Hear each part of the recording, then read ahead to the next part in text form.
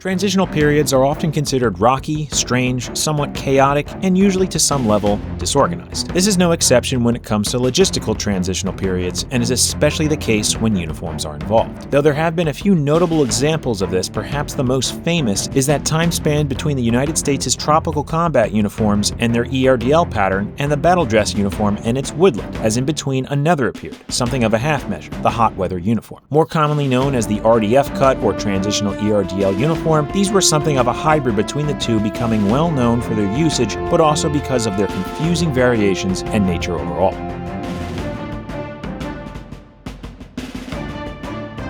Before getting into the swing of things, we first have to give a thanks to Venture Surplus for sponsoring this video. Focusing primarily on United States surplus and related gear, Venture has you covered for all sorts of modern as well as older gear in a variety of patterns and pieces like UCP, Marpat, and Woodland. They even have quite a few transitional ERDL M1 helmet covers, which will be looked at later on in this video. So if you're in the market for US stuff, be sure to check them out, and while there, remember to use the coupon code HISTORY10 at checkout. Thanks again, guys. Now on to the video. To preface things, this one is gonna be something of a mix between talking about the history, but also a sort of guide to the uniform elements as far as common variants, some uncommon ones, experimental and adjacent pieces that are often lumped into the RDF uniform type, and then commercial pieces as well. That all being said, there are essentially two halves to this: the hot weather uniform, i.e. the uniform cut itself, and then the ERDL camouflage pattern, specifically the variant that's often referred to as transitional. Okay though, let's jump in by briefly covering the setup and the terminology often referred to with these uniforms. With the United States in the Vietnam War, the utility uniform, often called the OG-107s, quickly proved to be less than ideal for the climate, terrain, and a large portion of operations. And so in 1964, the tropical combat uniform began to make its way to troops in the region. With its own history and series of changes and adjustments such as features, elements, and fabric, over its lifespan quite a number of variants existed, but can be boiled down to Class 1, which were made in the OG-107 color, and Class 2 being the ERDL camouflage, which had a history of its own spanning all the way back to 1948. Anyway though, throughout the war and into the mid to late 1970s, numerous endeavors continued to not only equip forces there, but also update and modernize other uniform and gear components that would be seen beyond Southeast Asia after the war, with some examples being Linklo and Alice, Pasget with the Kevlar helmets and protective vests, and for our story Master, or the Modern Army Selected Systems Test Evaluation and Review, which pretty much focused on camouflages and updating uniforms. Many of the just mentioned endeavors have already been covered in their own respective videos, so we won't get too much into the details there, but essentially a permanent and general purpose uniform and accompanying camouflage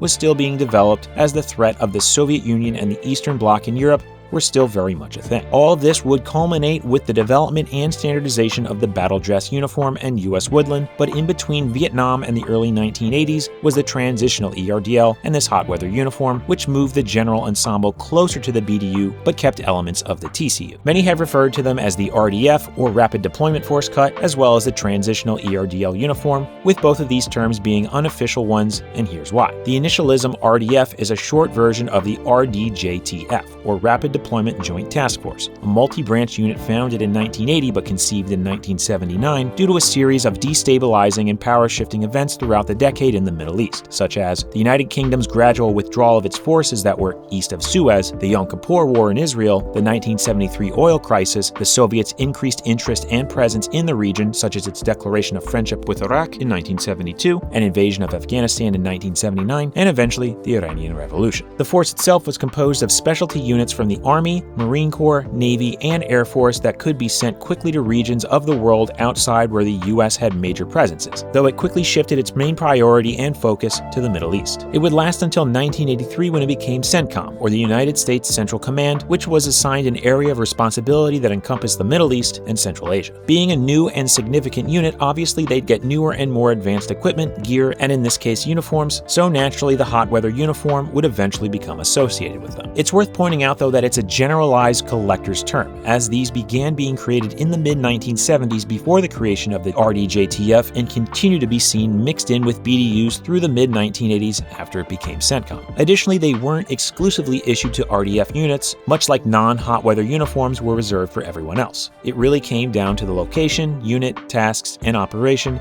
but being as they were around during the same time period and the RDF operated mainly in hot environments, you'll often see them in photographs, which helped lead to the retronym years later. Before jumping into the actual uniforms though, the camouflage should be talked a little about, as these HWUs saw quite a few, but really only one in a way, ERDL. The pattern started off in 1948 but wasn't really used until the 1960s when it began being fielded in Vietnam, a la the slightly modified green dominant ERDL. However, it was said to have been proven to be a bit bright, which led to the brown dominant ERDL, officially referred to as NLabs 1, which toned the shades down a bit, giving it more of a, well, brownish color. Both of these were seen through the 1960s and into the 70s on many different items, but the primary one was the tropical combat uniform, often just called jungle fatigues. However, the pattern continued to be refined, and by the mid-1970s, NLabs 2, aka the Transitional ERDL, aka RDF ERDL, appeared, which improved the printing standards and process, essentially eliminating roller slippage, which had caused an effect referred to as ghosting, shadowing, or bleeding around many of the shape's edges that had been seen on both green and brown dominant versions, which resulted in them being more or less sharpened and perfected. Additionally, the color shades were once more darkened slightly, again moving them a bit closer to a temperate woodland scheme. All of this is brought up as they obviously are stages of the same pattern, which ultimately culminated in the creation of US Woodland, aka M81, but also because all three of these patterns were seen on hot weather uniforms through its short lifespan. It seems that these uniforms were something of a way to not only test out new concepts, but also as a means of using up existing stock of ERDL fabric, which saw quite a few interesting results, which we'll be seeing in just a bit. Okay, let's finally get into the uniform itself, but in order to do so, we first have to look at a tropical combat uniform. As mentioned prior, these saw a few changes over the course of the Vietnam War, mostly with more hidden and minute differences. By the end though, the coat consisted of a simple 5-button front closure, a 2-button adjustable continuous cuff on each sleeve, a reinforced back yoke by the shoulders, 2 inwardly angled bellowed chest pockets that featured an inverted pleat at their center, were sewn down on their outer edges and roughly half the bottom, featured a single drain hole, had flaps that were tapered so that the outer portion was larger than the inner and had curved lower corners. The one on the wearer's left also had a pass-through slot as well as a small pocket inside for pens and pencils. Below those were 2 waist pockets which featured all the same elements, minus the pen slot, but were sewn on straight rather than at an angle and had 2 drain holes rather than 1. When it came to the trousers, the final model had a zipper front fly, belt loops and waist tab adjusters, 2 inset waist pockets, 2 button thigh cargo pockets that featured an overlapping box pleat with angled flaps that tapered shorter from the wearer's front,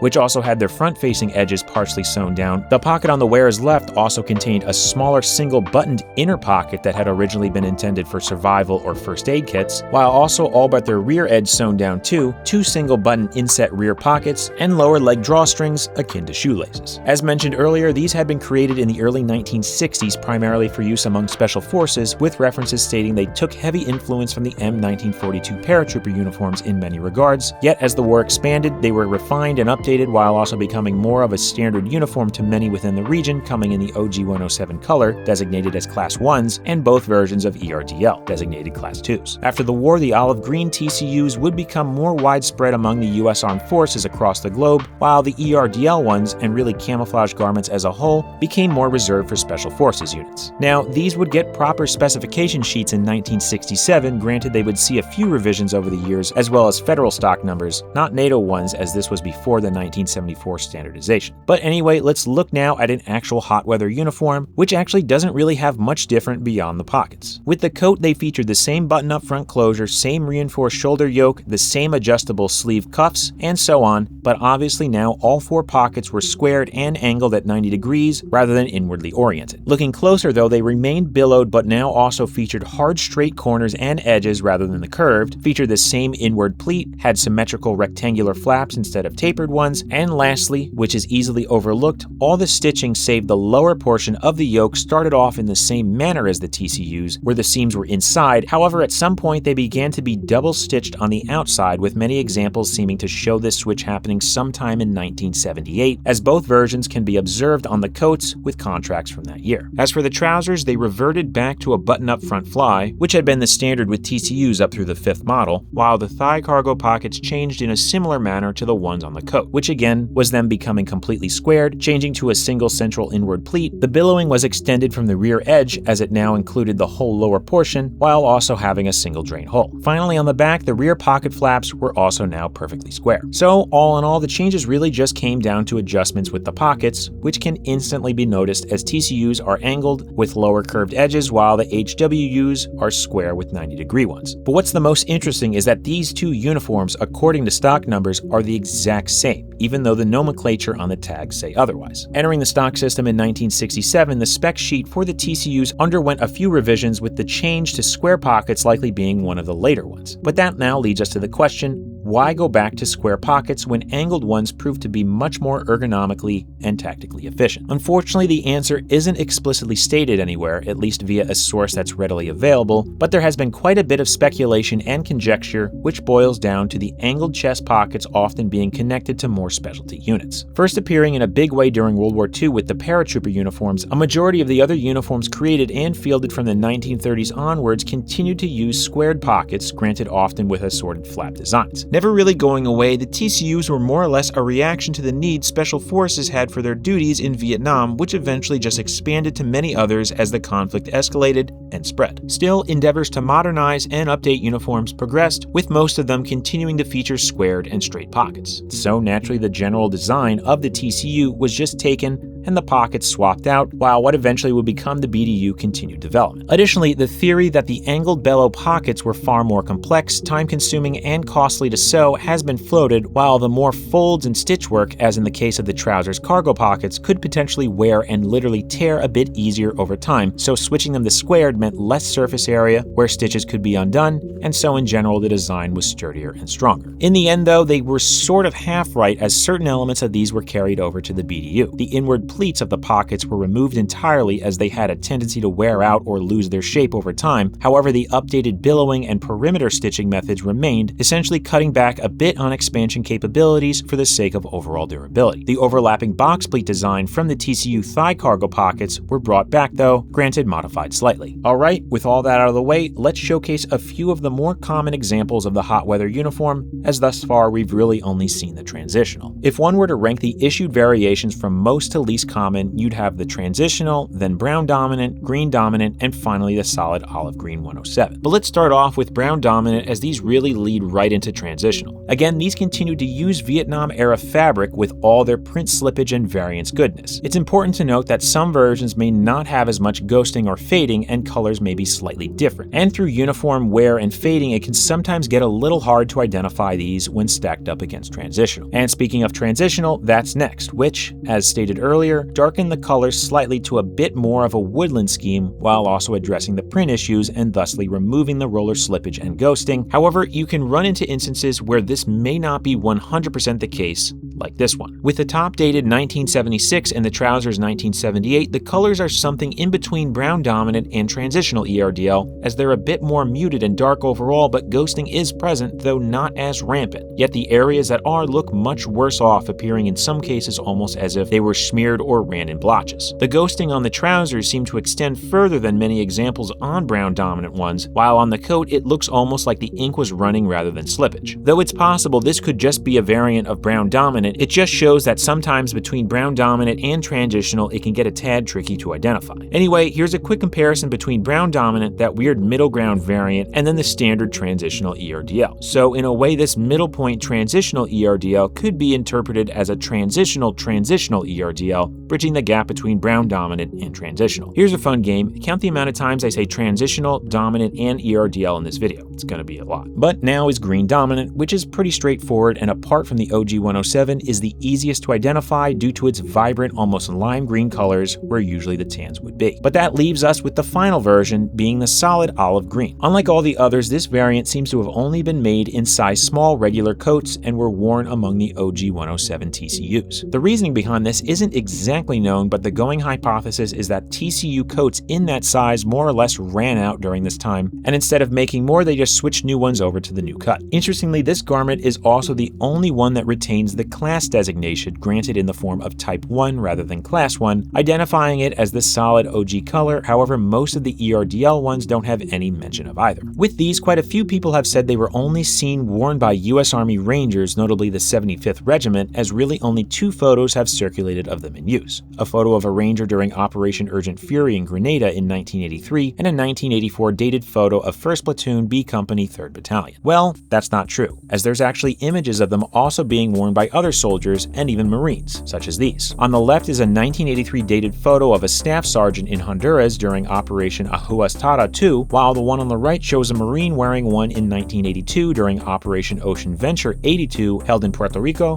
and other parts of the Caribbean. A going belief with these is that the early contracted sets were made in the green and brown dominant ERDL until the fabric was depleted and replaced with the Transitional. This is even backed up by a 1982 dated Army Science Conference paper, Psychophysics of Modern Camouflage. However, it's not entirely that cut and dry, as there are examples of late contract ones like this green dominant from 1980 and early contract Transitional from 1976. So it shows that these really were a mixed bag of sorts from start to finish, at least to some capacity. But being a mix and match, there were even instances where garments featured 2 or more variants of the pattern, and even in some rare instances fabric types. Think ripstop for a majority of it, and then just 100% cotton sateen for just a small pocket section. Referred to as a clown variant or piece, these pattern mashups were often seen with smaller features, such as the inside fabric around the waist being one color, while the rest is another, a single belt loop being different, and so on. However, there are examples like this one, where it's everywhere. Overall, this one is green dominant, but all of the pockets feature other colors, which look to be another example of the shadowed Transitional. Some have even come across examples where close to half of the garment was one variant and the second another. And this likely came down to quality control and standards being relaxed or overlooked, and this even extends to normal sets too, as you can often run into some really salty pieces, as some batches had a tendency to wear out and fade, resulting in some wonky colors, which continue to be a thing with many woodland BDUs after these were phased out. Additionally, you may run across some ones that seem like clown variants mixed with these faded types, like this coat in a brown dominant ERDL that looks like it had an accident with some sort of bleach or discoloring agent on the sleeve. However, if it's flipped around, the back portion is perfectly fine. Even under the folds by the seams, the discoloring is seen, which makes one think this error with the fabric was there even before it was sewn together. Now, beyond these versions and variants are some others which are firmly in the prototype, experimental, and very limited use sphere, and technically they aren't hot weather uniforms, but do bear virtually the same cut. During the master tests, most of the experimental pieces were made into garments that had the same features of them. Additionally, during the development of the 6-color desert pattern, many garments were made the same way. There's even the Special Forces airborne uniform used by, well, Special Forces airborne units, but also Saudi Arabia. Granted, these had a few extra features too. Finally, one of the prototype BDUs, which saw the ERDL pattern scaled up 60%, mirrored horizontally, and saw its colors adjusted some, also bear the same stock numbers as the hot weather uniforms, which, as stated earlier, share them with the tropical combat uniforms. It pretty much is just one long series of deviations and changes. Okay, thus far we've talked about the patterns, colors, and the coats and trousers, but there were actually a few pieces of headwear too. Well, beyond experimental and prototype ones, really only 3, with the most common being the M1 helmet cover. Now, these babies are wild in many ways, as no 2 are alike. Using the same specifications as introduced with the second pattern Mitchell covers, the only thing that makes them RDF or Transitional is the ERDL pattern itself. But there's just so much variation in colors, which likely boil down to the different fabric types and numerous contractors that produce them. Seeing as they wore out much quicker than most other pieces, many more had to be made, leading to way more fabric and printing batches. Next up is the 8-point utility cap. These were actually the first ones made in an ERDL pattern on a massive and official scale, as well as ones in ripstop, as prior ones were mainly cotton sateen OG 107s, with any other ripstop and or ERDL ones being custom or commercially made. The one seen here is a Type 1, meaning it's the one with the Marine Corps EGA. Type 2s, or ones that are blank, are seen in period photos, however don't seem to really appear a lot, meaning they were likely produced in far fewer quantities. Finally are 2 somewhat strange ones, as they sort of land somewhere between official